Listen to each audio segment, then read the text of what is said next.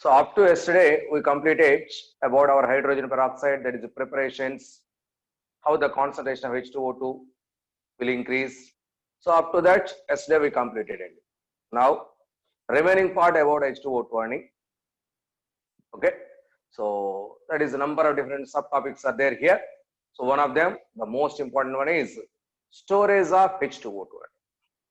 Storage of H2O. See boys, yesterday, so in our explanation, industrial synthesis, directly we got 10% H2O2. That 10% then converted into 30%, that 30% into 90%, 90% into 100%. So there are different steps to increase the concentration of H2O. After doing that number of steps, so no doubt we will get that H2O2. But the formed H2O2 mostly unstable boys. It is easy to decompose. That's why its storage is a little bit difficult. Its storage is a little bit difficult. So for that purpose, where this H2O2 is stored to maintain its stability. So why sir? Why H2O2 is unstable? See here. So that is our H2O2. 2H2O2 gives H2O and O2. This is the common reaction. It is a disproportionation reaction, boys. H2O2 decomposes into H2O and O2. Here H2O2, oxygen oxidation state is -1. Here oxygen oxidation state is -2. Here oxygen oxidation state is 0. That means -1 change to -2. That is further decrease. -1 to 0. So that means same element, oxygen. So involved in both oxidation and reduction, that is a disproportionation reaction. That is a decomposition reaction. H2O2 is easy to decompose into H2O and O2. So that is why H2O2 is unstable. That is why its storage is difficult. That is why. So there are some retarders to control the reaction, this decomposition reaction. Some of the chemicals like this increases the decomposition of H2O2. That means that helps. So decomposition of H2O2 boys, that helps decomposition of H2O2. So that's why those are called as accelerators, which are also called as positive catalyst. What is catalyst, boys? A catalyst is nothing but that is a foreign material added to the reactants or a reaction to increase the speed of the reaction. So that is why. So it is a positive catalyst. To increase the speed of the reaction, that is called as positive catalyst. If to decrease the speed of the reaction, that is called as a negative catalyst. That means reaction speed is controlled with the help of foreign materials. If the reaction is speed up, that is positive. Slow down, that is negative. So for this purpose, this H2O2. So if forward reaction, if you want to continue, that means to speed up this reaction, these are the accelerators. These acts as a positive catalyst for this one.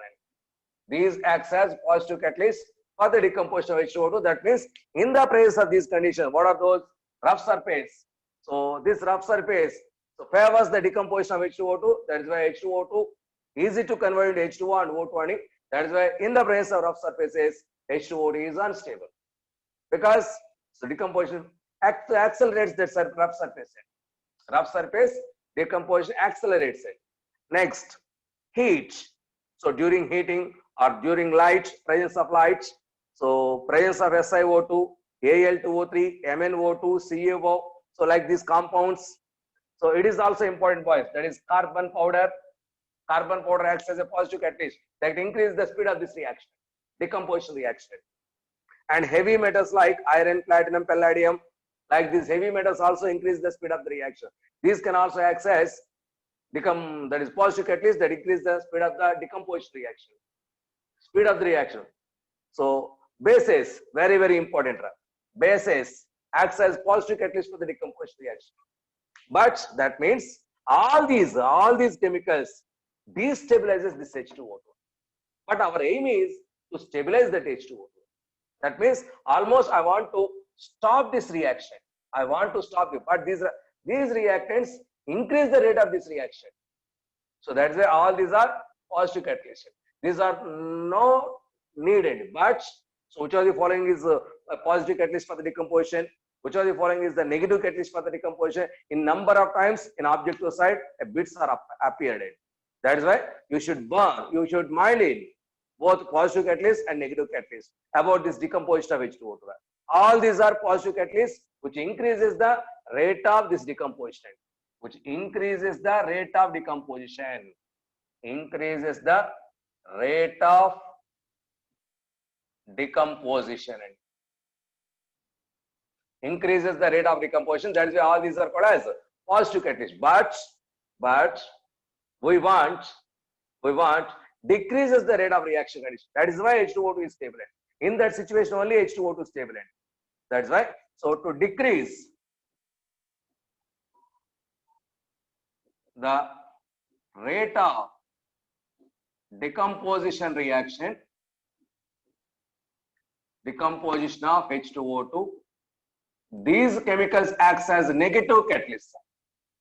These chemicals acts as negative. That means for this reaction, these chemicals acts as negative catalyst. These retards decomposition of H2O2.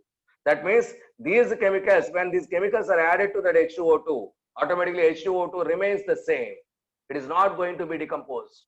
That means the stability of that H2O2 increased stability. That means, so these chemicals act as stabilizers or negative catalysts for this decomposition reaction. Negative catalysts for this decomposition reaction. What are those? Those are nothing but, that is glycerin, very, very important boys. Glycerin or glycerol, generally used. Glycerin or glycerol. Glycerol is nothing but, this is CH2OH, CHOH, CH2OH, CHOH, CH2OH. This is glycerol, boys. CH2OH, CHOH, CHOH. That is glycerin. Alcohol, generally ROH is the alcohol. ROH, sodium stannate. It is the negative catalyst, boys. It is the negative catalyst. That is Na2SNO3, 3H2O, hydrated sodium stannate. Next, urea. Urea acts as negative catalyst. So this is important, boys. Number of times asked. Urea acts as a negative catalyst for decomposition of H2O2. But that means in the presence of urea, H2O2 is safe and stable ending. That means the formula is NaH2CO, NaH2.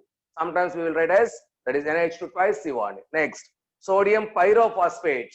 Its formula is Na4P2O7. And acetanilide, that is CH3CO, NaH2. So next, mineral acids like HCl, H3PO4. These acids, boys, here bases, positive catalyst, acids, negative catalyst. Acids, negative catalyst. Because this is acidic part. Next, and smooth surfaces. Smooth surfaces also acts as negative catalyst for. So rough surfaces increase the forward reaction. So smooth surfaces decreases the rate of that reaction. So these are all negative catalysts. So in the presence of any one of these, so that our H2O2 is in safe hands. So that is almost stable. That is why for the storage of H2O2, any one of these chemicals added into that H2O2 to retard the decomposition of that H2O2. To retard the decomposition of that H2O2. It is very, very, very important, boys. Now, so already most of the students well known about that H2O2. So well known about that H2O2. Yes, these are only for H2O2, only for decomposition of H2O2. These are positive catalysts, these are negative catalysts, only applicable for H2O2 decomposition reaction, not applicable for any other. Okay, boys, already most of the students well known about Abhishek, please wait. So well known about H2O2. What about that? So no doubt in our daily life, sometimes we fell down. So during games or something else, no doubt. Okay, some wounds are available, no doubt, some wounds are available. So to clean that wounds, instantly H2O2 liquid is added. That means our H2O2 in our daily life acts as antiseptic. Am I correct or wrong, my dear boys? Am I correct? No doubt, almost all of you, well known and well known. So during that process, yes. So no doubt, in your lifetime, uh, anytime. So you bought that H2O2 bottle. Am I correct? H2O2 bottle, where that is sometimes ear wax is there. Ear wax to that is to melt that ear wax. H2O2 droplets are added. So that is yes to remove that wax. Okay. So like that, no doubt in our H2O2 in our daily life, number of times we use it. Now, so when you bought that H2O2 bottle, where that H2O2 liquid is there, is this in glass bottles or plastic bottles? Tell me. Is that? Yes, no doubt. Injuries, yes, corrected. Is this in glass bottles or plastic bottles, boys? No doubt at all, that is in plastic bottles. H2O2 in our market available in plastic bottle, because plastic bottle is very smooth in surface. Smooth surface of plastic bottle. So that smooth surface decreases the decomposition of H2O. Okay. Next, at the same time, if glass bottle is used, glass contain alkali metals now. Glass is nothing but, see boys, Na2SiO3. It is the formula for glass. So it contains alkali metals. These alkali metals generally acts as positive catalyst for the decomposition of H2O2. That means acts as a positive catalyst. That means glass itself acts as a positive catalyst. That is why H2O2 is not stored in glass bottles. H2O2 is not stored in glass bottles. It is stored in plastic bottles or the bottle which contains inner walls, that is wax coated inner walls. That wax coating also gives smoothness to the bottle. So that is why, so H2O2 is stored in wax coated bottles, inner walls coated with wax, or plastic bottles. And it is the way to find out the storage of H2O2. So generally H2O2 is unstable. So to stabilize, any one of these negative catalysts are added. Any one of these negative catalysts. Okay. So if positive catalyst is added, automatically that H2O2 going to be decomposed. That means instead of H2O2, so H2O and O2 are there. That O2 is escaped from the bottle, only water you should be there. That is why, so positive catalysts are not used, but only negative catalysts to retard that forward reaction. That is decomposition of H2O. Boys, is this clear or not? Please keep in mind, these are all very important words of this. Please keep in mind, these are all very important. Okay. So this is the storage of H2O2. This is the storage of. Why there is oxygen is unstable? Yes. Why it is oxygen is unstable? Not oxygen unstable, boys. H2O2 is unstable. I am not telling oxygen is unstable. H2O2 is unstable. For example, if H2O2 is decomposed like this, H2O and nascent oxygen. This nascent oxygen, it is nothing but atomic oxygen. That nascent oxygen is unstable, not O2. O2 is stable. Okay. H2O2 is unstable, not O2. Okay. So now this is the storage of H2O2, boys. So in this topic, no doubt you must keep in mind these positive and negative catalysts. So no doubt it will appear in your tomorrow's exam. Okay. So this is about storage of H2O2. Now, okay, H2O2 is prepared. Now H2O2 is stored.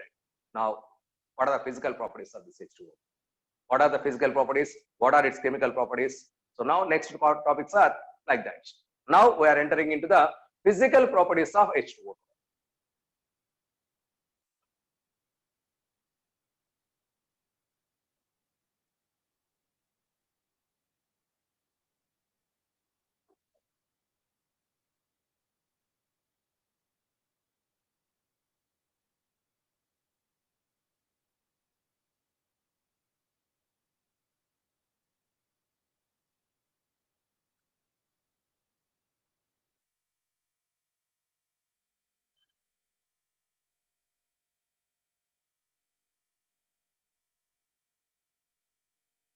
Now, physical properties.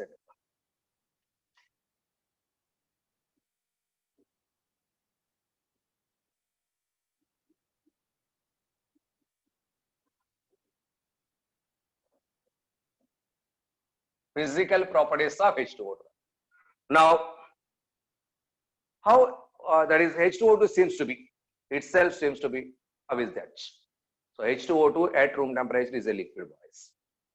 H2O2 at room temperature is a liquid.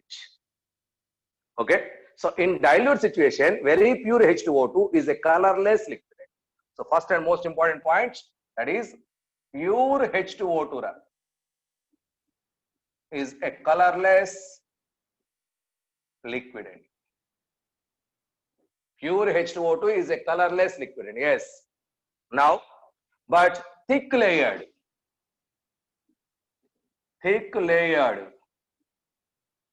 H2O2, nothing but something concentrated. H2O2 seems to be blue in color. Light, pale blue in color. Pale blue in color. Thick layered, that means somewhat concentrated H2O is a pale blue in color. Pale blue. Okay. So next, what is its order? Nothing but smell and smell. The smell, the order of this H2O2 is just like that HNO3 order. So it is similar to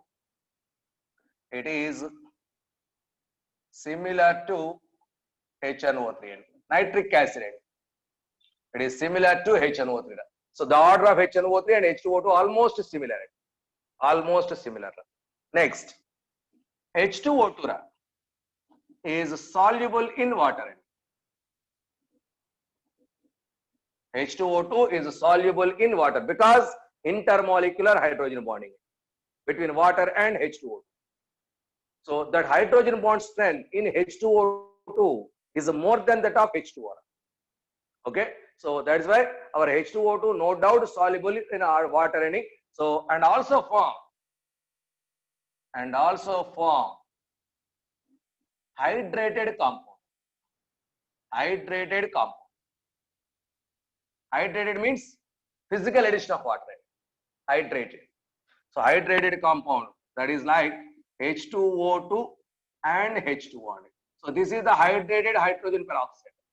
Hydrated hydrogen peroxide. So like this addition compound, hydrated compound also possible. So its melting point. So it has its melting point is nothing but 221 Kelvin. 221 Kelvin is the melting point of this hydrated hydrogen peroxide melting point. That means at room temperature it is in liquid state because 221 room temperature is 298. That's why no doubt this is in liquid state at room temperature. So but it melts at 221 Kelvin. So that is a freezes. Okay. Next. Yes, boys. Next point. That is boiling point of H2O2 should be greater than that of boiling point of H2O. Boiling point of H2O2 greater than that of boiling point of, no doubt. So the boiling point of H2O2 is 150 degrees centigrade, boys. Boiling point of H2O2 is 150 degrees centigrade, but the boiling point of water is 100 degrees centigrade. Boiling point of, that means no doubt the boiling point of H2O2 is greater than that of boiling point of water. It is due to strong intermolecular hydrogen bonds in H2O2. Strong intermolecular hydrogen bonds in H2O2. H2O2 can also form hydrogen bonds. More number of oxygens are there, more strengthened hydrogen bonds are formed. So because of that, automatically its boiling point is more. So now, what is the boiling point of, how much is the boiling point of H2O2? The boiling point of H2O2 is 150 degrees centigrade. Boiling point of H2O2 is 150 degrees centigrade. And freezing point of H2O2, which is minus 0.6 degrees centigrade. Minus 0.6 degrees centigrade. So it is the freezing point of H2O2. It is the boiling point of H2O2. Boys, here strength of hydrogen bonds in H2O2 greater than H2O. Strength of hydrogen bond in H2O2 greater than H2O. That is why boiling point of H2O2 greater than H2O. Next, freezing point of H2O2 is minus 0.6 degrees centigrade. Minus 0.6 degrees centigrade. But at, note down this point, boys, at minus 2 degrees centigrade, so that means below that minus 0.6, at minus 2 degrees centigrade, H2O2 can form prismatic crystals and solid in it. That is, prismatic is the structure name and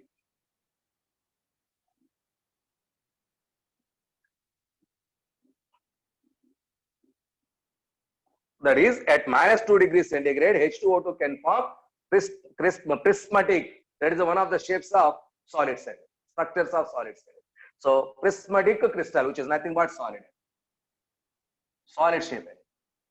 Okay, so actually freezes at minus 0.6, but so if you move up to minus 2 degrees centigrade, that can form prismatic crystals. Next, so how much is the boiling point of H2O2, boys? That is 150 degrees centigrade. This 150 degrees centigrade is a very, very high boiling point. That is why to decrease this boiling point of H2O2, pressure of atmosphere pressure should be reduced. At reduced pressure, boiling points are also reduced. So that is why. So see here, I am writing the points. That is at 68 mm pressure, boiling point of H2O2 is equal to 85 degrees centigrade. It is at one time previously asked bit, boys. So pressure is reduced. Actually, atmospheric pressure is how much? 76 centimeters. 76 centimeters means 760 mm. 760 mm. So, but that millimeters, that 760 mm is reduced to 68. So automatically the boiling point should be reduced. So that is why under reduced pressure, that is up to at 68 mm pressure, the boiling point of H2O2 is also reduced from 150 degrees centigrade to 85 degrees centigrade. 150 degrees centigrade to 85 degrees centigrade. Okay. So this is very, very important point. Very, very important point. So these are some physical properties. These are all physical properties of our H2O2. Finally, at room temperature, H2O2 is a liquid. Okay. So this is physical property. Now, what about the chemical properties of this H2O? Chemical properties of H2O. See here, boys, all these are memorized properties. Compulsory, yes, because in books that value is given. That is why I mentioned that. Okay. Memory based points and no doubt at all. All these are memory based points except this.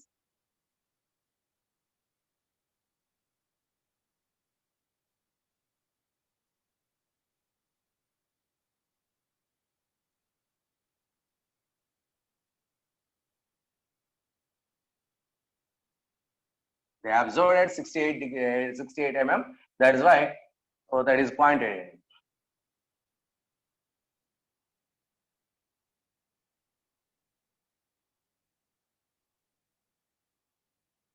Now, chemical properties of our H2O2.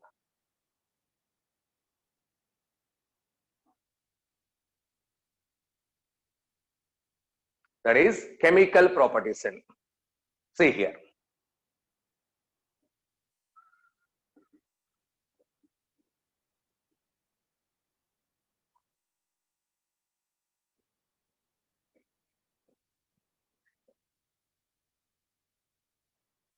Boys, our H2O2 is slightly acidic in nature. That is a dibasic acid. Okay. So our H2O2 is a dibasic acid. So because H2O2, if it is involved in decomposition, that gives 2 H plus ions and O2 minus 2 ions. So based on this, the basicity of H2O2 is equal to 1. So the basicity of this H2O2 is 2. That is why H2O2 is a dibasic acid. Okay. Now to clarify this point, so no doubt our H2O2 behaves like an acid. To clarify this point, so there are certain reactions. That is what is that? Acidic nature of acidic nature of H2O2. So now how to explain the acidic nature of this H2O2? See boys, this is NaOH. It is a base and this base reacts with our H2O2. So if it is acid, there should be a reaction between these two. So no doubt that reacts with this Na. First of all, one of these hydrogen is replaced, that is NaHO2 is the product. NaHO2 is the product. Okay. Now this H and OH combination gives plus H2O. Plus H2O. NaHO2. What is the name of this compound? It is sodium hydrogen peroxide. O2 is the peroxide here. So that is sodium hydrogen peroxide.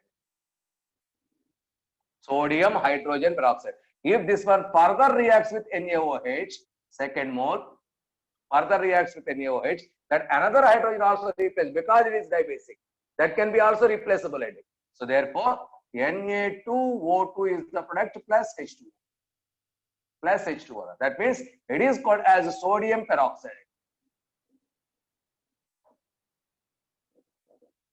Sodium peroxide. That means when base reacts with acid, now salt and water, it is peroxide is the salted oxide. That's the peroxide.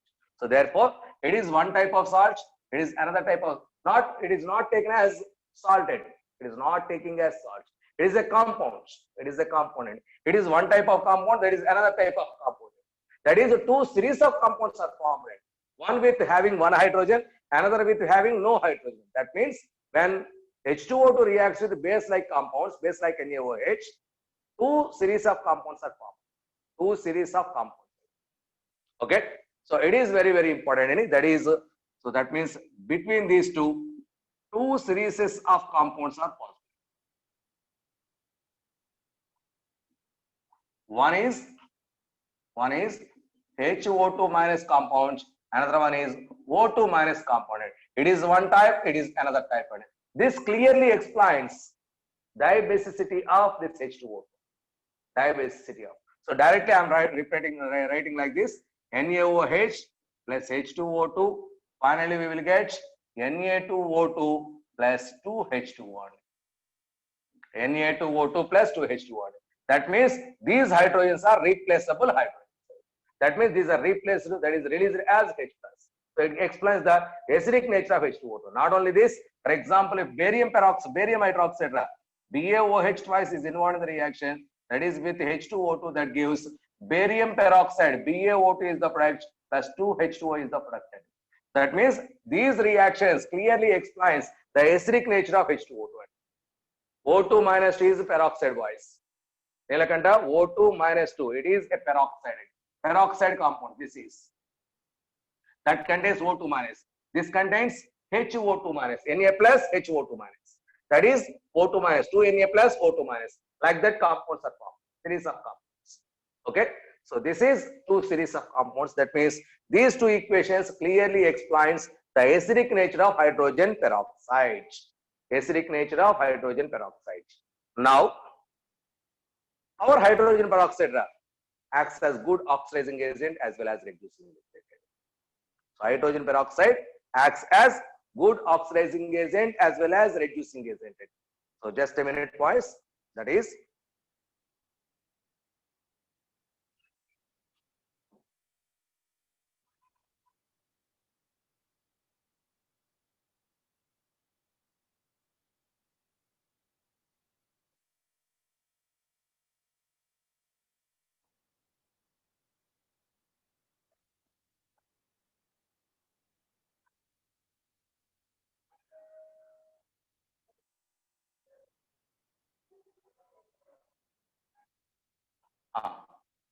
next properties.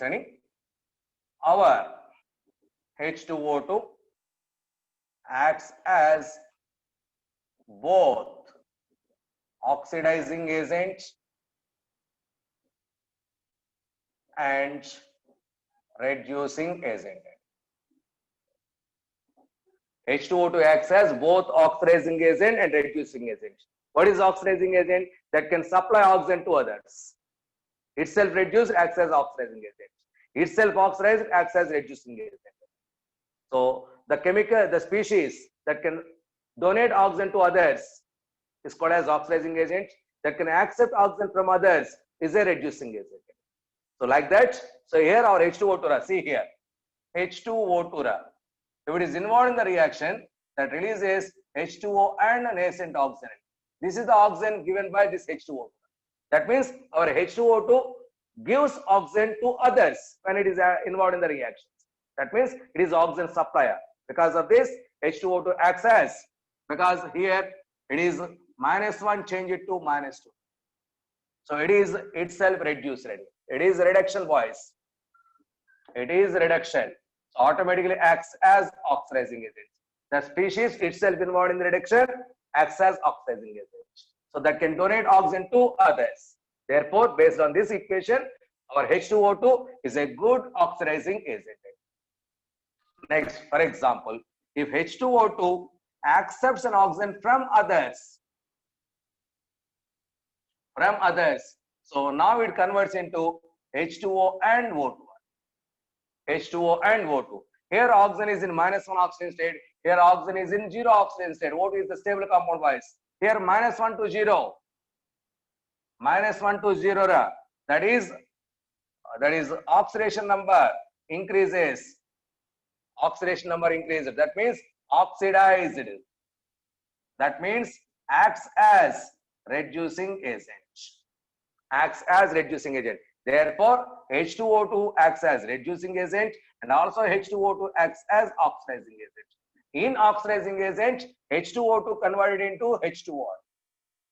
If H2O2 acts as oxidizing agent, H2O2 is changed to H2O.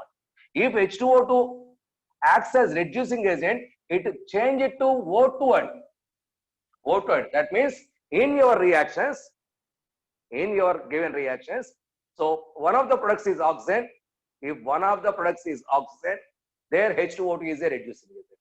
If no oxygen is there in product site, no O2 is there in a product site, there H2O2 acts as oxidizing. This is the shortcut condition, shortcut idea towards your whether H2O2 there acts as oxidizing agent or reducing agent. If it acts as oxidizing agent, in product side O2 is not available. If H2O2 is reducing agent, no doubt one of the products in that reaction is O2. One of the products in that reaction is O2. Let us observe some of the reactions. Okay. So now finally I concluded that our H2O2 acts as both oxidizing agent as well as reducing agent. No doubt. But so that, sir, in which medium? Is it in acidic medium or basic medium? No doubt.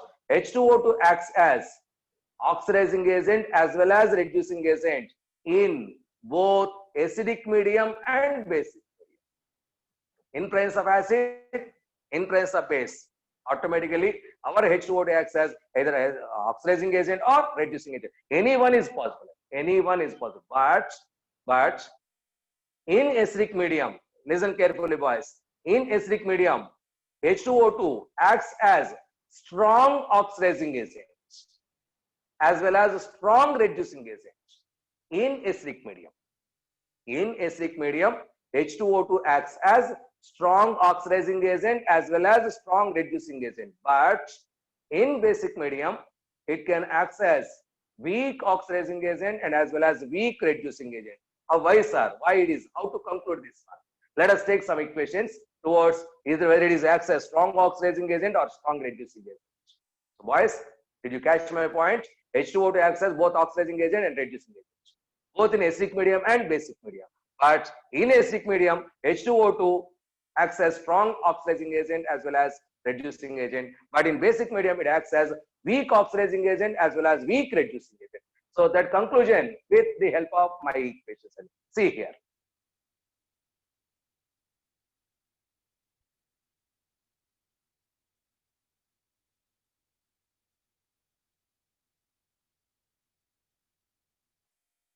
So that means if H2O2 involved in reduction acts as oxidizing agent. During reduction, gaining of electrons takes place. So see my dear boys, my reactions, that is H2O2. H2O2. In presence of acid, that acid releases H plus ion from acid. From acid, that H plus ions are coming out. Next, and gains 2 electrons. Gaining of electrons is reduction wise. H2O2 involved in reduction and converts into that is 2H2O. 2H2O. This is the balance equation, boys. Here, E naught, that is standard electrode potential for this reaction. E naught value is plus 1.77 volts. Please keep in mind, boys, this is important. SRP value, it is nothing but standard reduction potential. Standard reduction potential, simply called as SRP value.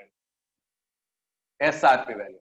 If SRP value is more, oxidizing power also more.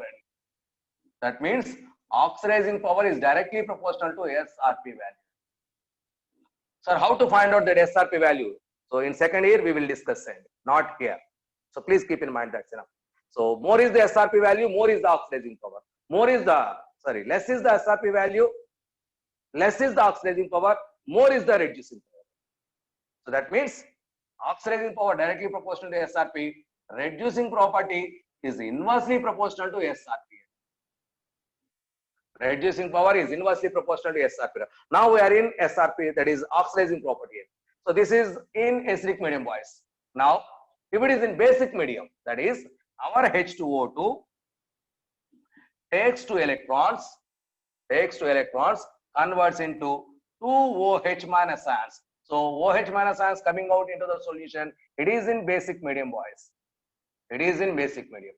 Here, E naught value, that is SRP value. E naught value plus 0.87 volts.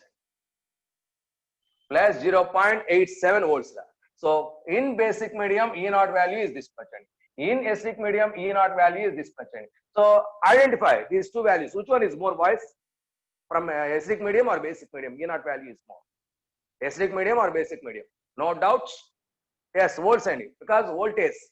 So we will discuss in second year, boys. It is not that much easy to explain here. Please cooperate with me. So that is voltage, electrode potential. Okay. So that is, so in acidic medium, D naught value is more and E naught value is more. More is the E naught value, more is the oxidizing power. Therefore, that is why, H2O2 acts as strong oxidizing agent in acidic medium. H2O2 acts as a strong oxidizing agent in acidic medium and weak oxidizing agent in basic medium. So like this reducing properties also, like this reducing property. Finally, so H2O2 acts as strong oxidizing agent in acidic medium and weak oxidizing agent in basic medium. Similarly, so strong reducing agent in acidic medium, weak reducing agent in basic medium. Okay, so now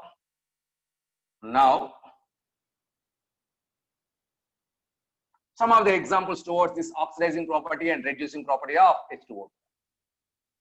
Some of the examples. So that is some reactions about this both oxidizing and reducing properties. Yes. More. That means in acidic medium. So if it acts as reducing agent in acidic medium, less SRP is there. Less is the SRP, more is the reducing property. Am I correct? Less is the SRP, more is the reducing property. That is why H2O2 is the strong reducing agent in acidic medium itself. Okay, so this is the way. Why? During gaining of electrons, more SRP is there. During losing of electrons, less SRP is there. Less is the SRP, best is the reducing. So exactly opposite. Okay, like that, our H2O2 acts as strong reducing agent and strong oxidizing agent in acidic medium. Next, examples. Oxidizing properties of H2O2. So some of the properties in acidic medium, some of the properties in basic medium. Boys, I appeal to you. I'm explaining some properties only here. It is not possible to explain each and every reaction on your board. So all these are by-hearting equations, Annie. All these are by-hearting equations. That's why. So listen some of the reactions here, and you must follow all the reactions which are present in your objective material and also in your integrated material. Lot of reactions are there. Acts as oxidizing agent and reducing agent. That is from H2O2. All those are important. And most important reactions are I'm explaining here. Okay. So it is my humble request. Please follow every reaction which are present in your standard books as well as your integrated book and objective book. So it is not possible to write each and every reaction. Okay. So please cooperate. Thank you. Now, some of the reactions and which one? Yes, every reaction important, every reaction may appear in your exam. That's why in your today's chemistry study hour, please follow all those equations. Listen carefully here. Please complete here it is. So those who are, I'm not teaching here. So those is nothing but, that is nothing but your reactions. So read there. Okay. So see here, boys. So these reactions are very helpful to explain some other properties, and that's why I'm taking these equations. So that is, see here, first point. First one, that is PBS and lead sulfide. It is lead sulfide, IDE, boys. Lead sulfide. It is black in color, and black in color. If this one reacts with H2O2, so 4 moles of H2O2 involved in the reaction, each one gives 1 oxygen to this, that converts into PbSO4 plus 4H2O. PbSO4 plus 4H2O. So this is lead sulfate and lead sulfate. It is white in color. This is white in color. That means our H2O2 can oxidize. Here H2O2 acts as oxidizing agent. H2O2 can oxidize black lead sulfide into white lead sulfate. So this equation has a lot of importance. That means our H2O2 acts as is used in to restore the beautiness of old lead paintings. Old lead paintings. That means, so this reaction, that is in kingdom time, number of paintings are there, in lead paintings are there. So nowadays those paintings are all very dull because of formation of this PBS. So to activate this one, to clean this PBS, we are using H2O2 boys. So if H2O2 is used to clean that old lead paintings, automatically that sulfide is changed to sulfate. So that means the dullness is converted into brightness.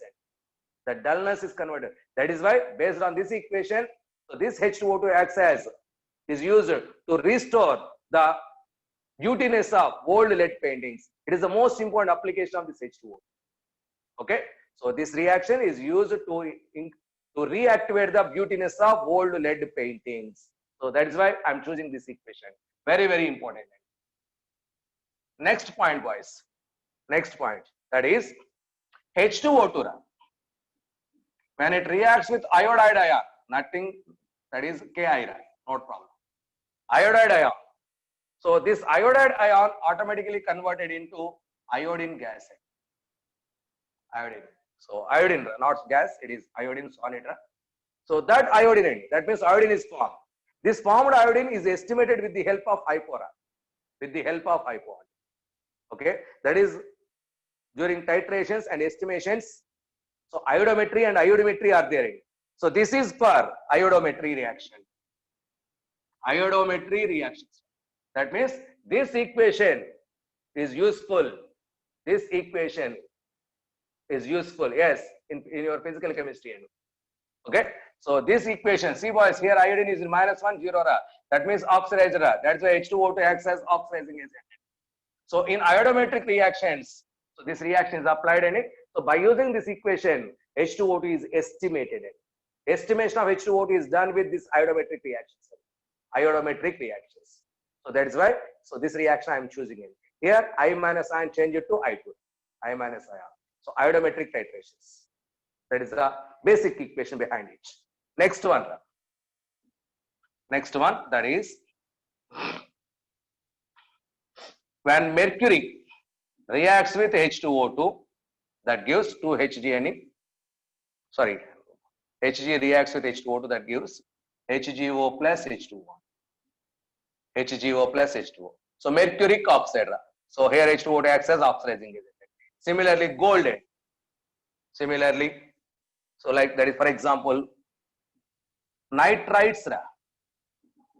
Nitrites, that is nothing but NO3 minus, sorry, NO2 minus ion. Nitrite ion.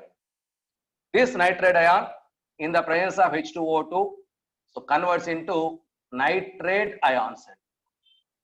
Nitrate ion, that is NO3 minus ion. Here nitrites, nitrogen is in +3 oxidation state wise. Here nitrogen is in +5 oxidation state. So that means nitrogen is oxidized with the help of H2O2. Therefore, H2O2 acts as oxidizing. For example, sodium nitrate, NaNO2. When it reacts with H2O2, that gives NaNO3 plus H2O. Similarly, sulfite, that is SO3 minus 2. Sulfite with H2O2 changes to sulfate, that is SO4 minus 2. For example, K2SO3, potassium sulfite, and reacts with H2O2. It reacts with H2O2, converts into, that is K2SO4 potassium sulfate plus H2O. So that means it is a sulfate. Potassium sulfide is converted into potassium sulfate. Sodium nitrite is changed to sodium nitrate. That is arsenic. That is arsenites to arsenates. Arsenite to arsenate. So lot of similar reactions are available. Okay, boys, please observe, all these are oxidizing properties. In all these cases, H2O is the final product and byproduct. H2O is the byproduct. That means no O2 in product side. In all these reactions, our H2O2 acts as oxidizing agent. So that is already I told to you. So if it is oxidizing agent, O2 is not a product. O2 is not a product, one of the products. Okay, so these are all oxidizing agents. Some other examples, please wait. Now,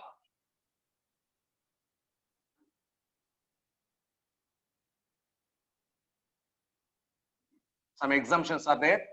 Please wait.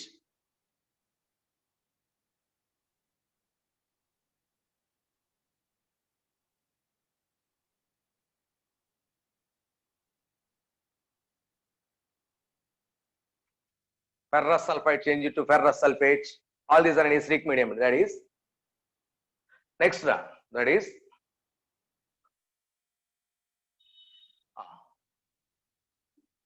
K4FeCN6, which is potassium ferrocyanide and ferrora. Here iron oxidation state plus 2 boys. Iron oxidation state plus 2. So if it reacts with H2O2 in the presence of acid, boys, I am using here unbalanced equations. You must learn a balanced equation. All those are required. For my explanation purpose, I am using only unbalanced equations. You must by heart every balanced equation. Okay. So potassium ferrocyanide reacts with H2O2 in the presence of H2SO4. That is in acidic medium. Now it is converted into K3FeCN6. K3FeCN6. So here iron is in +3 oxidation state. So +2 change it to +3, oxidized. So this is called as potassium it is a ferrine cyanide. Potassium ferrocyanide. Now ferrocyanide is changed to ferricyanide in acidic medium, boys. If the same reaction is in basic medium, reverse is possible. In basic medium, reverse is possible. Acidic medium, this reaction is possible. That means the ferrocyanide changed to ferricyanide, ferricyanide changed to ferrocyanide. So in this reaction, it acts as an oxidizing agent. There, that H2O2 acts as reducing. Both are possible. So in acidic medium, ferro to ferric. In basic medium, ferric to ferric. Yes, you should remember all those values, all those names. You should remember. No doubt. There is no option. There is no option. Next one. So it is very, very important, boys. It is very, very important. Next, one more. It is also important. That is benzene. Benzene. This benzene reacts with H2O2. Benzene means all these are hydrogen, boys. Every corner has a hydrogen. So this one reacts with H2O2 in the presence of FeSO. It is important. See, boys, H2O2 plus FeSO4. This combination is called as Fenton's reagent. That combination is called as Fenton's reagent. It is the mild and weakened oxidizing agent. It is the weak oxidizing agent. So Fenton's reagent. So now here benzene entity. It is benzene. This benzene is converted into phenol. Benzene is converted into phenol. This is a Fenton's reagent. So with the help of this Fenton's reagent, benzene is converted into phenol. Benzene. So plus H2O. Plus H2O. Okay. Next one. One more end. That is, this is also important, boys. It is a special case end. In all products, H2O is the byproduct. In all reactions, H2O is the byproduct, but not here. That is formaldehyde, HCHO. Formaldehyde. So when it reacts with H2O2 in the presence of a pyrogalol solution,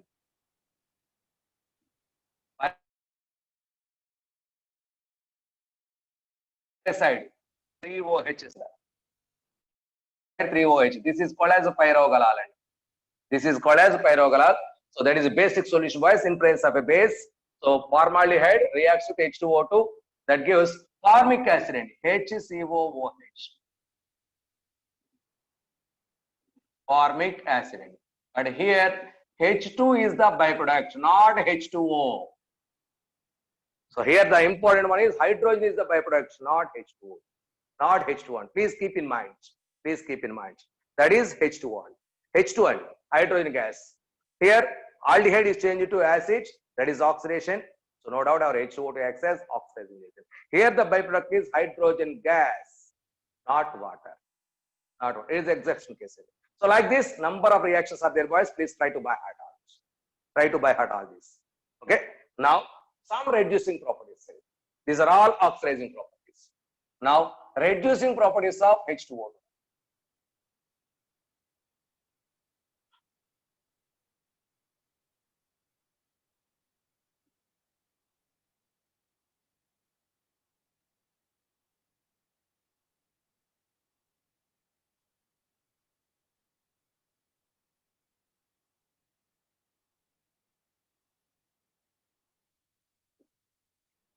Reduction properties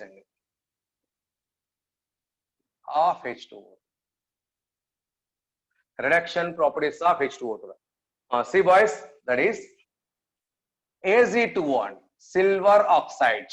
When it reacts with H2O2, that gives 2Ag plus H2O plus O2. See, boys, here O2 is the byproduct. Here silver plus 1. Change it to 0.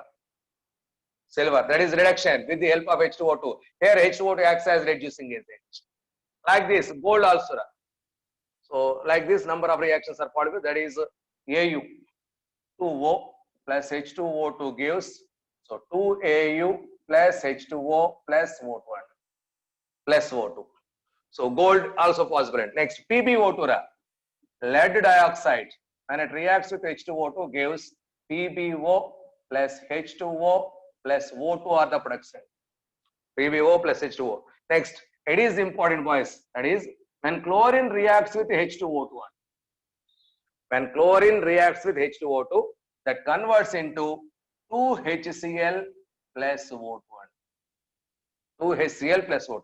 See, boys, whenever chlorine is there, if you add H2O2, that converts into HCl and liberates oxalic acid. So this reaction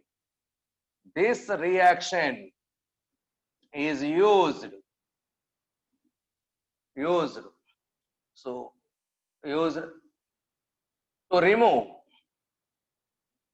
remove excess chlorine present in industry.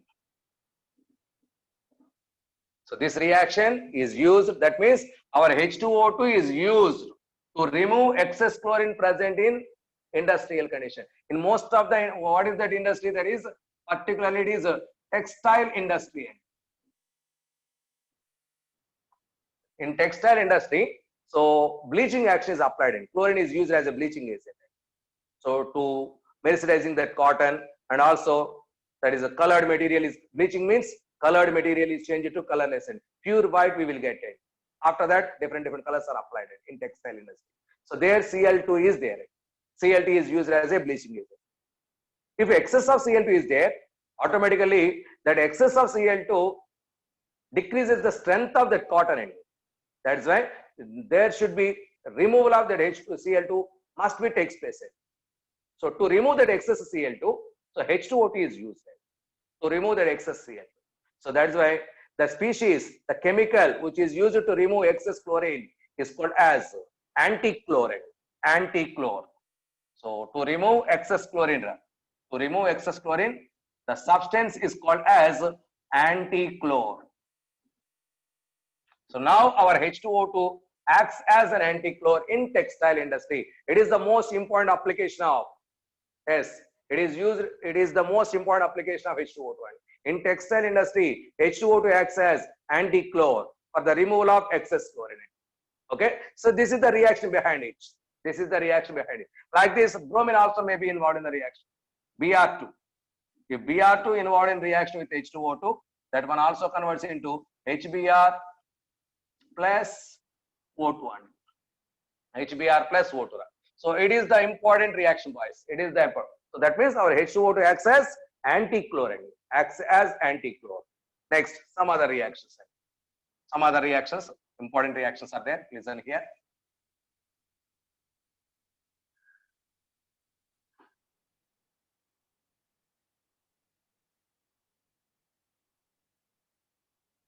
That is KMnO4. It is potassium permanganate, boys. Potassium permanganate. Here manganese is in +7 oxidation state. Manganese is in +7 oxidation state. It has pink color. If this KMnO4 reacts with H2O2 in the presence of acid like H2SO4, first of all, that convert into, boys, it is in acidic medium. In acidic medium, H2O2 reacts with KMnO4. That Mn is changed to MnSO4. Here Mn is in +2 oxidation state. It is a colorless, boys. So Mn +7 is changed to Mn +2. That means, so pink color of KMnO4 disappears. When H2O2 reacts with it in acidic medium. Okay, that is why this reaction is used as a test for H2O2. It is used as a test for H2O2. In acidic medium, Mn +7 change to Mn +2. So that is reduced with the help of H2O2. Here our H2O2 acts as reducing agent. This is the oxidizing agent, boys. Because it is oxidizing agent, it acts as reducing agent. Okay, so this is very, very important. Next, for example, if the same reaction, our KMnO4 reacts with H2O2 in the presence of a base, there MnO2 is the product. Here Mn is in +4 oxidation. So in acidic medium, product is MnSO4. In basic medium, product is MnO2. Manganese dioxide. Very, very important, boys. So byproducts are same, but here is MnSO4, it is MnO2. MnO2. So there plus 7 change to plus 2, here plus 7 change to plus 4. Plus 4. Acidic medium and basic medium. So no color, boys. Okay. Now, next one. It is important. It is important. So this reaction is used to test H2O. Test for H2O. Test for H2O. Okay. Non-neutral medium. Here is only acidic medium and basic medium. It is acidic medium and basic medium. Okay. Potassium has K2SO4. Further products are there. These are the major products, guys. You should remember. That's why already I told to you, please by heart each and every reaction, total reaction with balance equation. I'm explaining only required part, not total part. Next one. That is K2Cr2O7. Potassium dichromate. It has a lot of importance, boys. Cr2O7. Potassium dichromate. Here chromium is in +6 oxygen state. Chromium is in +6 oxygen state. If this one reacts with H2O2 in the presence of H2SO4, acidic medium. In acidic medium, H2O2 reacts with K2Cr2O7. First of all, directly it gives CrO5. CrO5. So that is chromium peroxide is the product. Chromium peroxide. Okay. So here chromium peroxide. Already I wrote yesterday. Chromium. It is peroxide, boys. It has a butterfly-like structure. Butterfly structure any. So two peroxy bonds are there. Two peroxy bonds. So butterfly structure. Already yesterday I completed this point. Okay. So chromium has +6 oxygen state. +6 oxygen state. So this is chromium peroxide, boys. This is chromium peroxide. Okay. So but this chromium peroxide actually in either layer this chromium peroxide has blue color. In either layer this chromium peroxide has blue in color. So that means if this reaction is done in either layer becomes blue in color. So this is the test for H2O2. So when either layer becomes blue, this reaction done automatically. It is the test for H2O2. Okay. So no loss or gain in just potassium chromium peroxide is the product. Chromium. Now it is going to be continued. So once again reacts with H2SO4. H2SO4 that converts into chromium sulfate and Cr2SO4 thrice. It is the product, boys. Further reaction. So that is plus H2O, plus O2 are the products. So here chromium is in +3 oxygen state. Finally, +6 is changed to +3. Finally, +6. Now it is H2O2 acts as reducing agent. It is intermediate product, boys. It is intermediate, not final product. So after this is converted into that one. Okay. Finally, chromium Cr+6 is changed to Cr+3. Cr+6. That is the reduction property. Okay. So here up to this, it is a test for H2O2. Test for H2O2. So to our next topic, that is test any. So all these reactions will appear there also. Okay. Next one. One more and important, that is if H2O2 reacts with O3, ozone, that converts into that is H2O plus 2O2 is the product. H2O. Here it is the reducing agent, it is the oxidizing agent. In this reaction, H2O2 acts as reducing agent, O3 acts as oxidizing agent. It is the reducing property of our H2O2. So these are some reducing properties in both acidic medium as well as basic medium. So remaining reactions you should bind it. You should by heart those remaining reactions. Okay. So boys, now up to now our H2O2 acts as acts as dibasic acid. Some reactions are clarified. Now the H2O2 acts as oxidizing agent as well as reducing agent. Some important reactions I am completed here. Now in some cases our H2O2 may involved in addition reactions. That may give addition compounds. See here.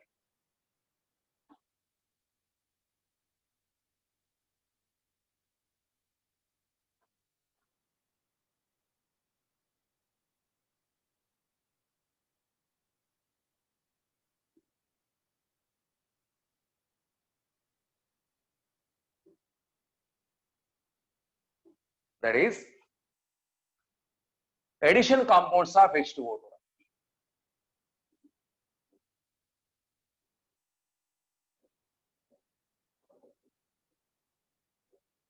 Addition compounds of H2O2. Boys, our H2O2 can form addition compounds with some organic and some inorganic compounds. Our H2O2 form addition compounds with some organic and inorganic compounds. Example, boys. Example for that, urea, that is NaH2 CO NaH2, NaH2 CO NaH2, it is urea. So this one reacts with H2O2. That combination gives NaH2 twice CO, nothing but urea with H2O2. Addition product is formed. NaH2 twice, nothing but this one. Urea with H2O2, that is addition product is formed. So that is urea with H2O2. This is called as hyperol, and very, very important. Hyperol, the name of that compound is hyperol. What is hyperol? Addition compound of H2O2 with urea is called as hyperol. Addition compound of that H2O2 with urea is called as hyperol. It is organic compound, boys. It is organic. So with some inorganic compounds also, like these compounds are possible. That is disodium hydrogen phosphate, and disodium hydrogen phosphate with H2O2 addition compound is possible. Similarly, Na2SO4, sodium sulfate, not sodium, it is ammonium, let it be, no doubt. NaH4 and not sodium. NaH4 twice SO4, ammonium sulfate with H2O2. So this addition product also formed. These are all inorganic compounds. So with some organic compounds and inorganic compounds, our H2O2 can form addition compounds. Like this, H2O2 involved in the reaction like this. So my dear boys, once again I am repeating, please complete every reaction with balancing reaction. Please by heart each. At the same time, what is the change in oxidation stage from reactants to products? So please keep in mind. Okay. Next, boys, in K2Cr2O7, this reaction. So please see. So let us that reaction. There, I missed the product coloring. What is that? K2Cr2O7 with H2O2. First of all, CrO5 is the product. So it is in either layer, gives blue color. But if it further reacts with H2SO4 and gives that is Cr2SO4 thrice is the product. Cr2SO4. So here chromium is in +6 oxidation state. Here chromium is in +6. So it is green colored. The color of chromium sulfate is green in color. This is also important, boys. Green in color. Okay. Now, so these are some chemical properties. Now, our target is test for H2O2.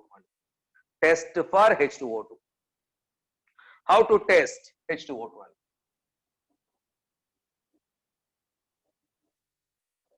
So whether the given compound is H2O2 or not, how to test for H2O2? So the first important and simple tester, that is H2O2 can convert black lead sulfide into lead sulfate. That reaction may also with ozone. That means, so both ozone and H2O2 can convert the PbS to PbSO4. Yes. Okay.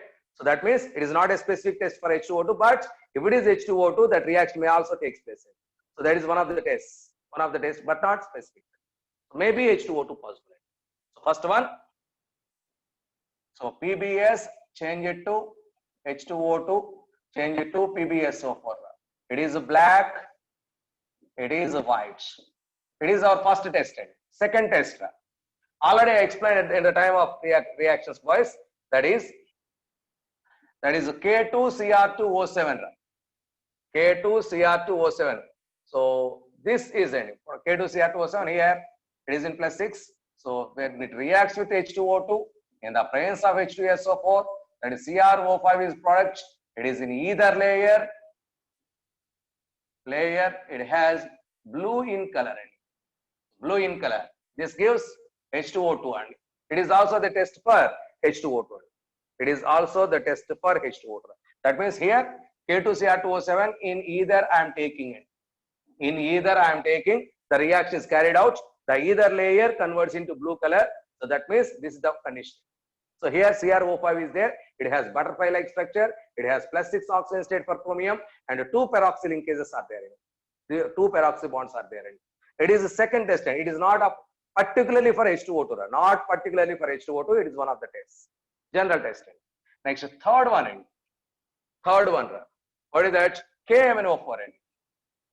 KMNO4. It has pink color. So this pink color disappears. Pink color disappears when H2O2 reacts in the presence of acid into MnSO4. So it is colorless. That means the pink color of KMNO4 disappear when H2O2 reacts.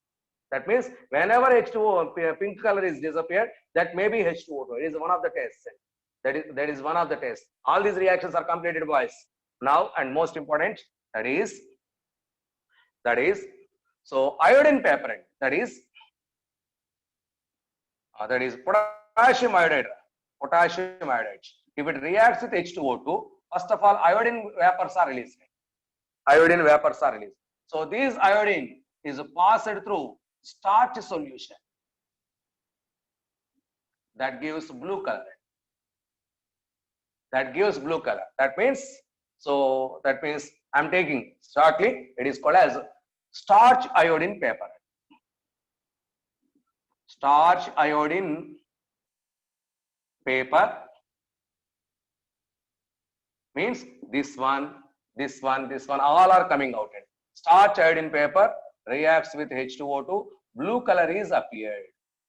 Blue color. That means potassium iodide changed first of all into iodine. This iodine creates blue color to the starch solution. So this is another one. These are some common tests, not for particular H2O2. These tests may also give some other compounds also, not a particular. But H2O2 has a specific test with titanium dioxide.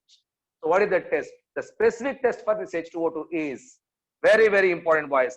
That reaction.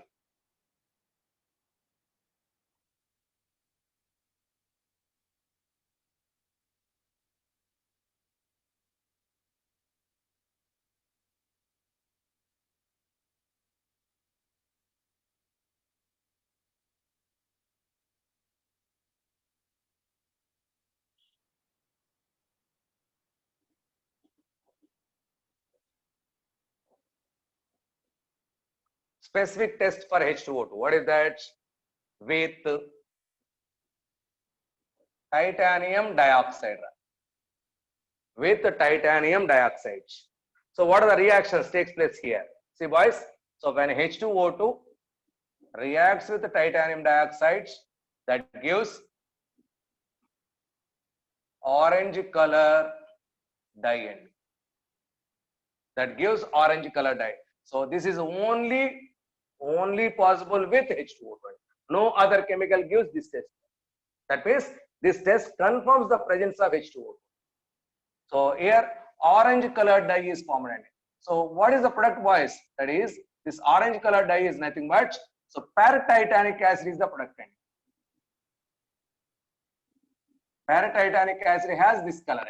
What is the formula for this paratitanic acid? So that is H2TiO4. H2TiO4. So when these two react with each other, this is the product. So this is nothing but paratitanic acid. It has orange color dye. It has orange color dye. So this is a paratitanic acid. So what is the structure for this paratitanic acid? That is titanium with two oxygen, there is a peroxy bond. Oxygen single bond is called as peroxy bond with OH only. With OH. These two hydrogens are replaceable. So this is OH, OH, so a peroxy bond, boys. A peroxy bond. So here this oxygen has -1 because peroxy, it is -1. This OH minus, this OH minus. Therefore, titanium has a +4 state. In paratitanic acid, the oxidation state of titanium is +4. And in paratitanic acid, the oxidation state of titanium is +4. How many peroxy bonds are there? One peroxy bond is there. So this is that one. So this is one peroxy bond. So because there is two OH, two hydrogens are replaceable. Two hydrogens are replaceable. It is a dibasic acid. It is a dibasic acid. So it is a paratitanic acid. Now what are the reactions here? So reactions also important, boys.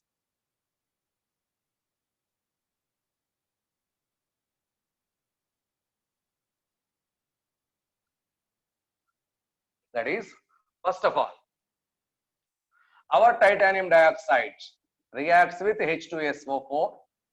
Our titanium dioxide reacts with H2SO4 with 2 moles H2SO4 gives titanium sulfate. So titanium sulfate, that is titanium +4 means it is 2 plus 2H2O. It is the first one. Directly H2O2 not directly reacts with titanium dioxide. Indirectly reacts. First of all, H2SO4 reacts with titanium dioxide. That is in acidic medium, it is possible. Now, this titanium sulfate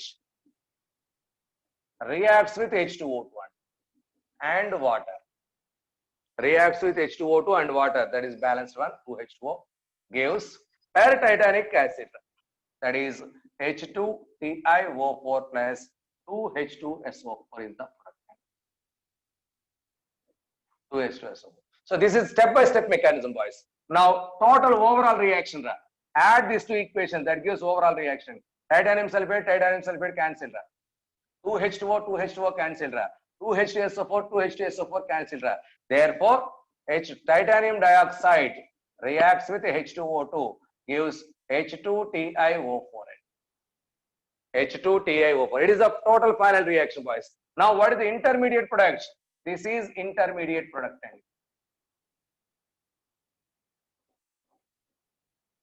This is intermediate product. What is the color of paratitanic acid? That is orange.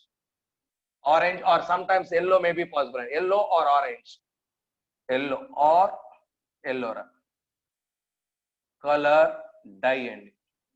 Yellow or orange color dye. So titanium there +4 oxygen state. It has one peroxy bond and that's enough. That's enough. It is a dibasic acid.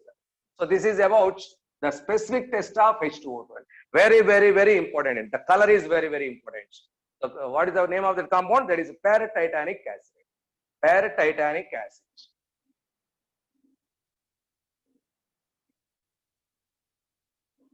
Paratitanic acid, titanium is in +4 oxygen stage. One peroxy bond. Okay, boys. These are all tests for H2O2. These are all tests for H2O2. Now, what are the uses of H2O2? Before going to that, how to estimate this H2O?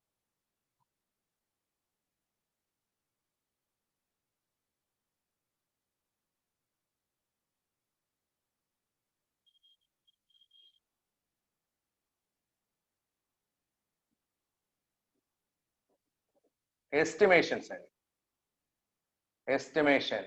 of H2O2. Already I explained, boys, that is iodometry. Iodometry is the best way to estimate this H2O2. Already at the time of our that is titrations in your stoichiometry. So this iodometry is completed. There H2O2 is estimated with the help of this condition, and also permanganmetry.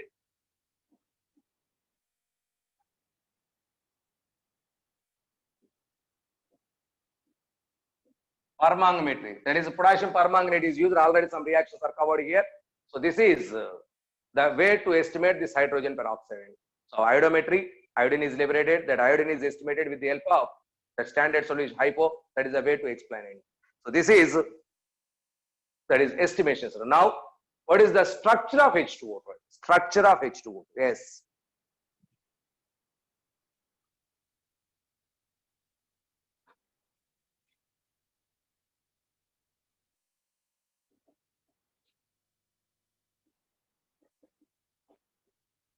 structure of H2O2. Boys, H2O2 structure is open book structure. Name is open book structure. The structure of H2O2 is open book structure. That means if you open the book, so there is a structure in it. How is that? So let us observe. Let us observe. See here, it is H2O2. In H2O2, two oxygens are like this, are bonded with a single bond. There is a OO single bond, and one oxygen lie on this side and one oxygen on that side. So this is actually H2O2. It seems to be open book like this. See here. If we assume like this,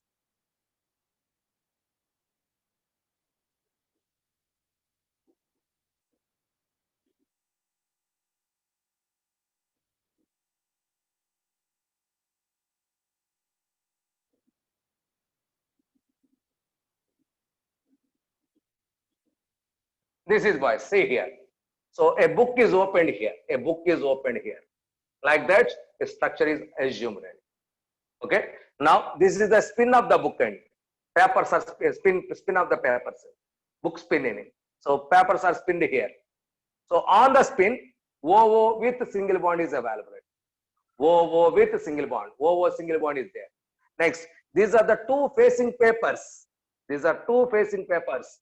So both the papers have both the hydrogens, each one end.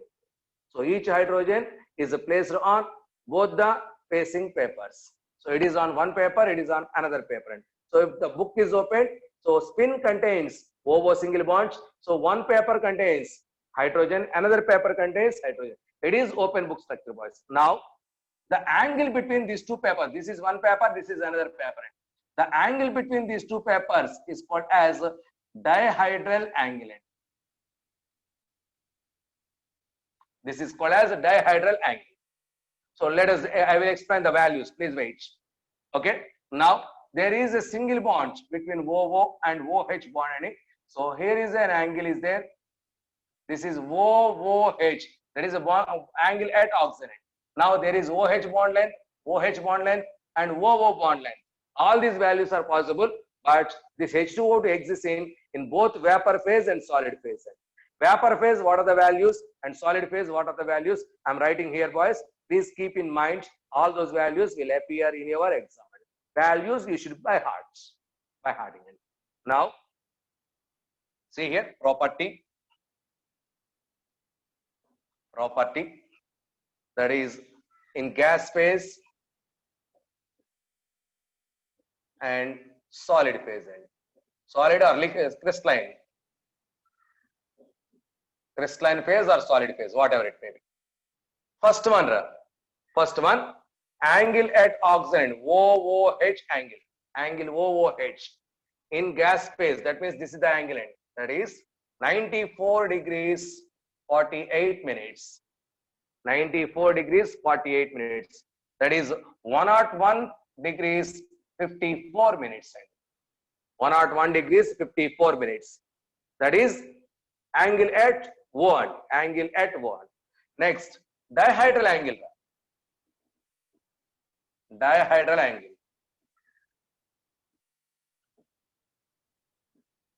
So in gas phase, that is 111.5 degrees. 111.5 degrees. In solid phase, it is a 90.2 degrees.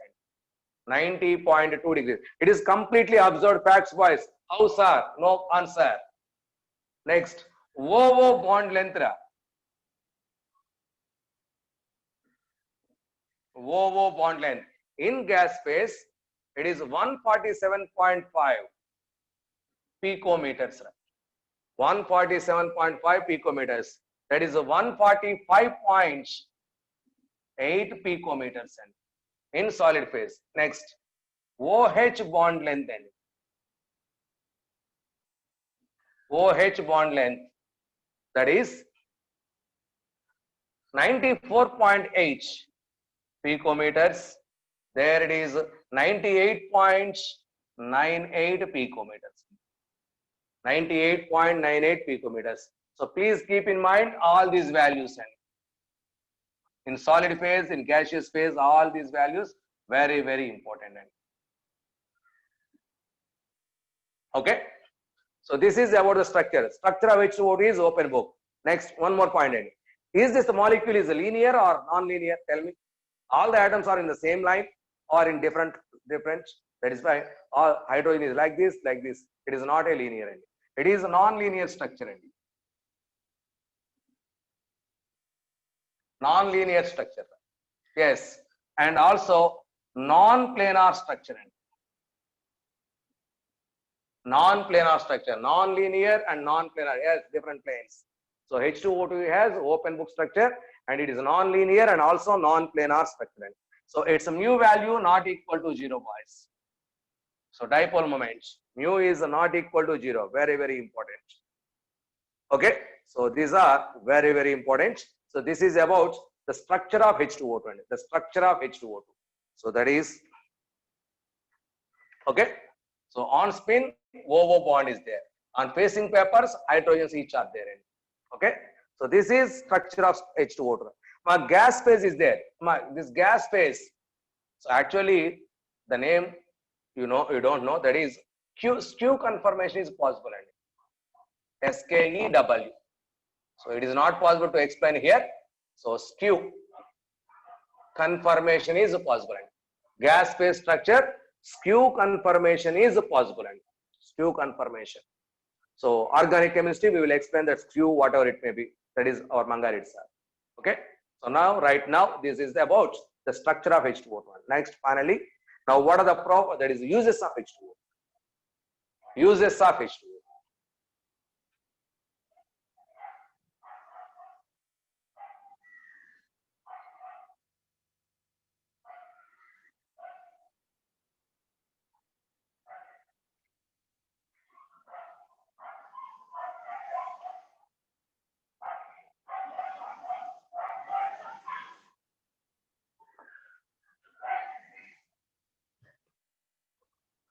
Yes, almost final topic, boys. A little that is problematic part is there. So some 2 or 3 problems we will solve. So already some problems are completed at the time of stoichiometry. Okay. Now uses of H2O2.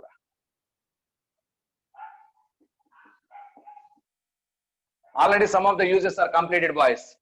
What is there? Some other sign. That is first one. Used as a brightener in washing soda. In washing soda, used as a brightener to increase the brightness of the cloth. Used as a brightener. Next, as a preservative.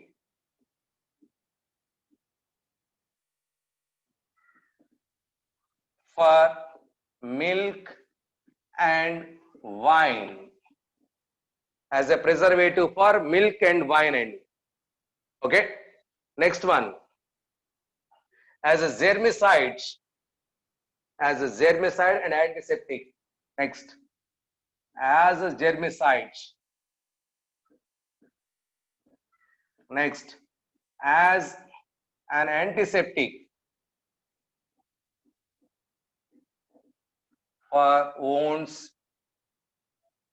ears, and teeth also. Teeth. So as an antiseptic, boys. As an antiseptic. Next one.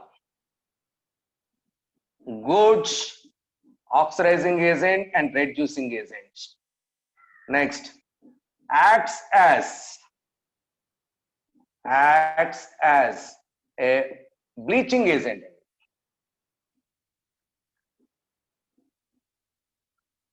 Bleaching agent means colored matter is converted into colorless matter. To bleach, colored material is changed to colorless matter. So bleaching agent for, boys, listen, light, that is lighter in clear. What is that? So that is soft materials, or soft materials. Materials like hair, silk, wool, air, silk, wool, ivory, etc. So these are soft material, boys. So here the important word is here, air. So very, very important note point, boys. That is our H2O2, is mixed with ammonia. H2O2 mixed with ammonia. This mixture is called as auric chromate. This mixture is called as auric chrome. Why, sir? Why this is? Where it is used? Boys, generally this H2O2 is used in hair dyes. Hair dyes.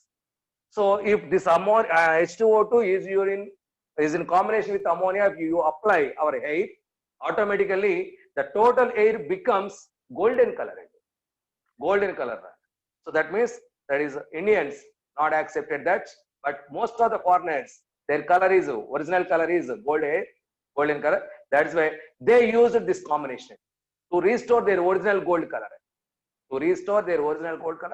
This combination is applied, so gold colored hair will reappear and restore their color. That is why auric means gold. So gold color reappears. That is why this mixture is called as auric, but not in India. Indians are not used this one. In India, that is hair dye packets contains no ammonia. A title is there. No ammonia is the title, because so if I know ammonia is there, color is entirely different. Entirely different. That is also poisonous, boys. That is also poisonous. Okay. So that is very, very important. Next also. So these are next one as an anti-chlorine in textile industry.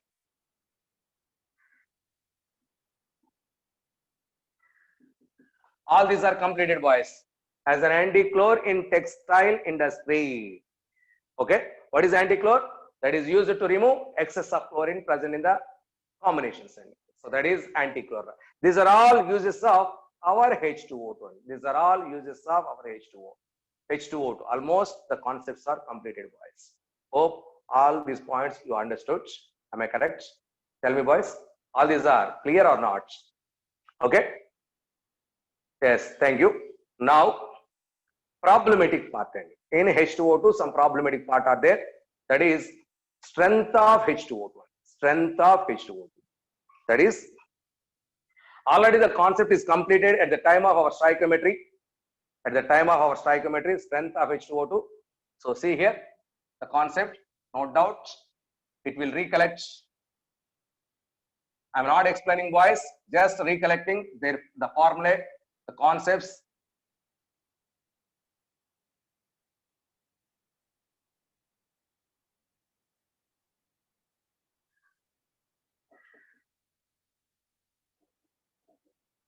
Strength of H2O2.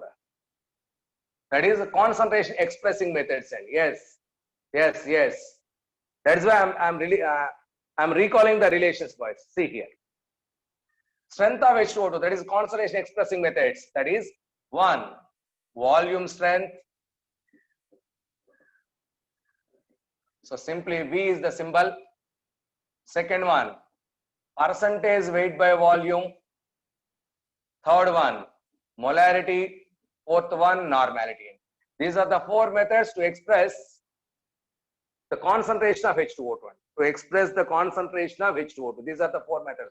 But we must remember the interrelation between one and another. If you know the interrelation, no doubt 99% problems will solve it. Please keep in mind this relation. That is 100 volume H2O2 is nothing but, tell me, boys, that is 30.36 percentage weight by volume, which is equal to 8.93 molarity, which is equal to double the number of molarity is normality, and that is 6, 18, 17.86 molarity. Sorry, normality. So please keep in mind this relation. 100 volume H2O2 is called as Parahydral, very, very important. 100 volume H2O2 is nothing but parahydral. It is a commercial H2O2. Commercial sample of H2O2. Commercial H2O2 is called as parahydral. Parahydral under the name. Okay. At the same time, one more relation, that is 11.2 volume H2O2 means 3.4% weight by volume, which is equal to 1 molarity, which is equal to 2 normality. 2 normality. So any one of these two, please keep in mind. Any one of these two, please keep in mind. Next, there is one more problem, and that is volume of O2 liberated at STP is equal to, what is that formula? That is volume of H2O2 into volume strength of H2O2. This is another formula to calculate volume of O2 liberated. Volume of O2 liberated at STP is equal to volume of H2O2 into volume strength of H2O2. So these are frequently used relations in the calculation of strength of H2O2. So if you don't know, please go and search in my YouTube channel. There is a strength of H2O2 in stoichiometry playlist training. If you want, please go and listen there. So it is not possible to repeat here also, boys, because it requires a lot of time and it is not possible here. Now, a few other model problems, 2 model problems are there. I will clarify that point. Okay. So 2 problems, my dear boys. Please stay here. Using law of equivalence. Using law of equivalence. So few problems are there. Listen here.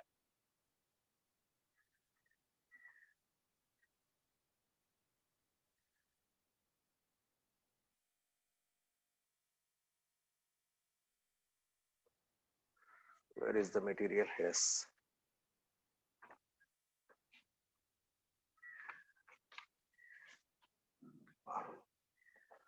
So note on the point, problem 3.4 grams sample of H2O2 solution containing X% H2O2 by weight requires X ml of KMnO solution, KMnO4 solution for complete oxidation,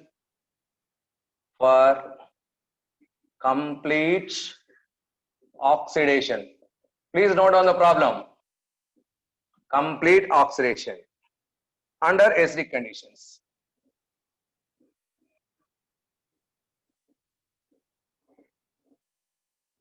Under acidic conditions. So the normality of KMnO4 solution is the normality of KMnO4 solution is dash the molarity of KMnO4 solution is dash. The normality of KMnO4 is how much and molarity is how much. So this is the question, boys. So see here,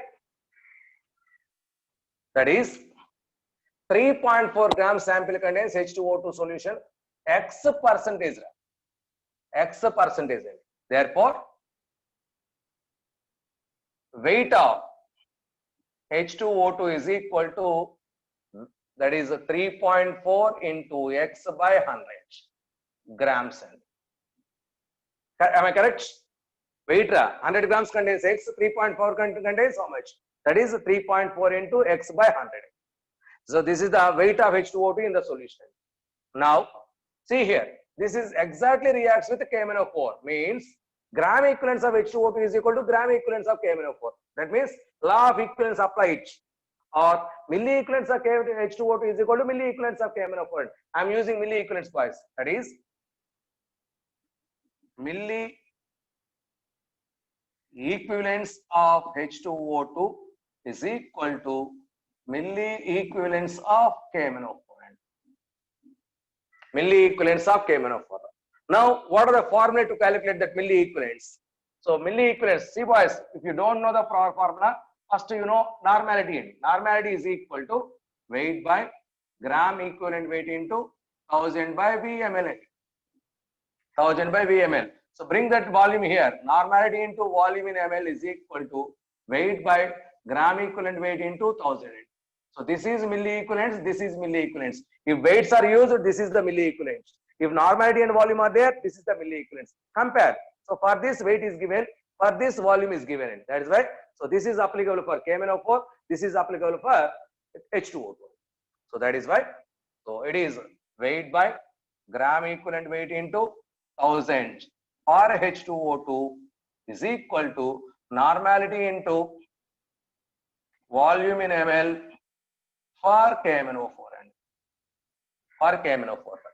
Now apply the values. Now how much is the weight of H2O2? This question is, that is 3.4 into x by 100 by equivalent weight of KMnO4, molecular weight by 2, 34 by 2 and molecular weight, that is into 100, into 1000 is equal to normality. You want to calculate normality. Normality into how much is the volume? X ml is the volume and therefore x and so x and x gets cancelled. Finally, normality is equal to 2n and solve it. This is normality, boys. If you know the normality, you should calculate molarity also. So that is, we know normality is equal to n factor into molarity. Normality is equal to n factor into molarity. In acidic medium, n factor for KMnO4 is 5 ND. In acidic medium, n factor for KMnO4 is 5 ND. Therefore, normality 2 is equal to 5 into m ND. That is, m is equal to 2 by 5 molarity ND. That is 0.4 m. 0.4 m. So this is the way to calculate the problem, boys. Okay. One more ND. That is the last one for us. One more. That is also important.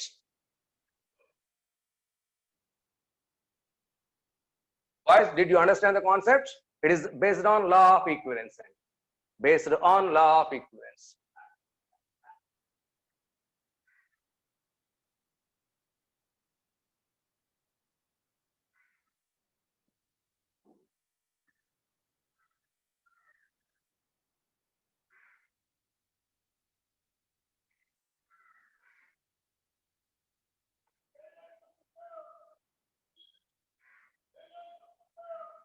First step, that is nothing but weight. 100 grams contains percentage, x percentage. 100 grams contains x. 3.4 contains how much? X into 3.4 by 100. Okay. Next problem, any? That is 100 ml of ozone. 100 ml of ozone at STP. 100 ml of ozone at STP was passed through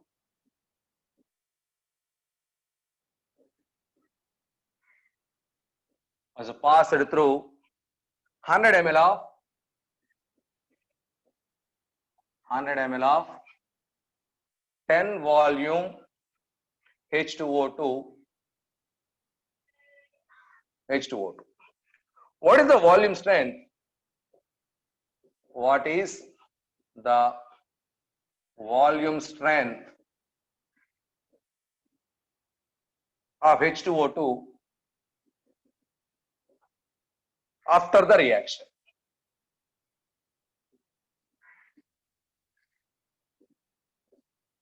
What is the volume strength of H2O2 after the reaction? Okay, boys, listen. It is a reaction between H2O2 and O3. Already we know H2O2 plus O3 gives H2O plus O2. See here. First O3. O3 is involved in the reaction that gives O2 plus oxygen. That means 1 mole O2, that is not mole, I'm using volume. 1 volume O3 gives this O, I am treated as half O2. Half volume oxygen. 1 volume O3 gives half volume oxygen. Similarly, if H2O2 is involved in reaction that gives H2O plus O. Now once again this is I am treating as half O2. 1 volume H2O2 gives half volume O2. Half volume oxygen. If this oxygen, don't use this. For our explanation purpose, I am using it. If this oxygen and this oxygen, these two are combined, gives O2. That is the third equation. Oxygen plus oxygen gives O2. This is the way. O2 plus O2, that is 2O2 plus H2O. It is the final equation, boys. So net equation is H2O2 plus O3 gives H2O plus 2O2. It is the net equation, boys, by the combination of all these. Okay, so that means this O2 is coming out. So see here, this is the O2 and one of the O2s. So it is already. Now half volume from, that means equal volume of oxygen is coming out from this ozone and H2O. Here half volume, these two combination gives 1 volume. Half volume from O3, half volume from H2O2. This gives 1 volume and 1 volume. That means half volume. That means the volume of oxygen coming from O3 exactly equal to volume of H2O2 used from H2O2. Okay. So these are the behind equations. Now, how much O2 is liberated from this volume strength to volume? How much is liberated? Okay. So that is, see here. Volume of O2 liberated at STP is equal to volume of H2O2 into volume strength of H2O2. That means volume of H2O2, that is 100 ml. Volume strength is 10. Therefore, 1000 ml is coming out. 1000 ml O2 is coming out. In this 1000 ml, see here, 100 ml O3. If it is 100 ml, half volume 50 ml is coming out from O3. Therefore, from O3, 50 ml. Equal volume from H2O2 also applied in. That means in this 1000 ml, 50 ml is used here. In this 1000 ml O2 from H2O2, 50 ml is used for the conversion of that O2. Now, how much O2 is remained? Now, remaining O2 is equal to 1000 minus 50, which is equal to 950 ml. 950 ml O2. Now, after completion of this reaction, that means this reaction, so remaining volume of O2 is this much. Now, volume strength of H2O2 is how much? Volume strength. Already, this is the formula we used. Volume strength is equal to formula. Therefore, volume strength is equal to volume of O2 by volume of H2O2. Volume of O2 by volume of H2O2. It is the last step, boys. Apply volume of O2 and volume of H2O2. Yes, 9.5. Correct. That is equal to volume of O2, that is 950 by volume of H2O2 100 Ne, which is equal to 9.5 volume. Therefore, after completion of reaction, the volume strength of H2O2 is 9.5 volume.